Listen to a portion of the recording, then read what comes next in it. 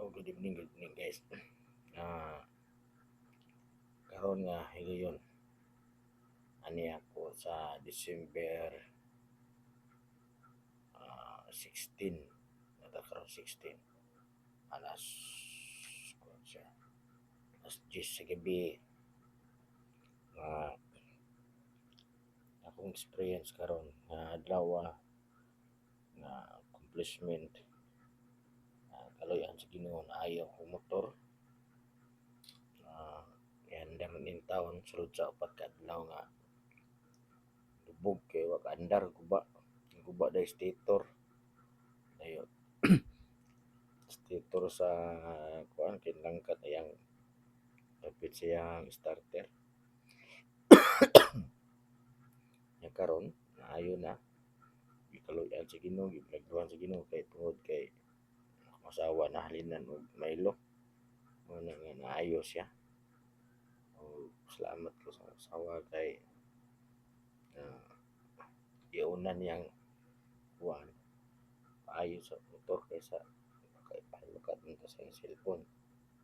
Ngayon ko nga sige lang kay kaluyan sa Ginoo di matapos ni di kabot ang iyang due mato kay 21 man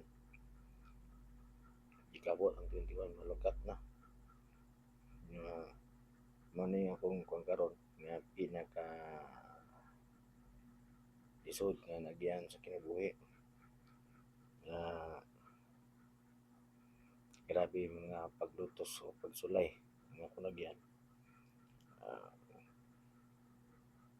Grabe ka stress, depressed, anxiety o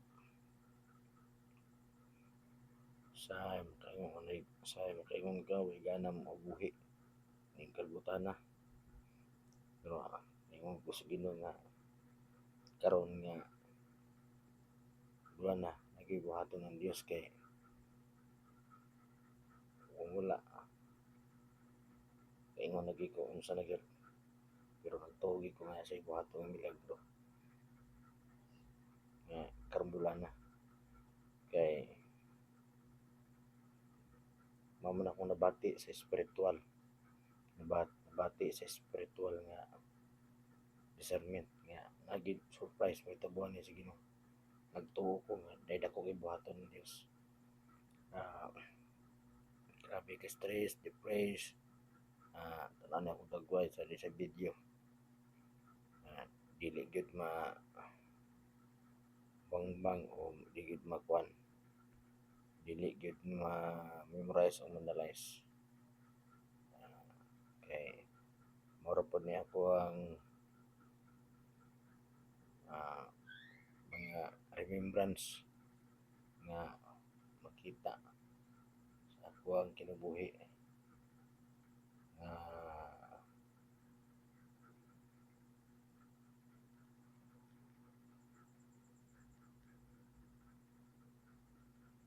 kita nga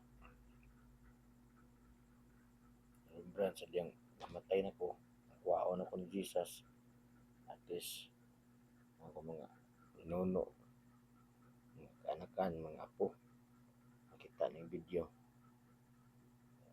sa pagkuhaon ko ngayon guys so salamat sa mga ani salamat God bless sa tanan.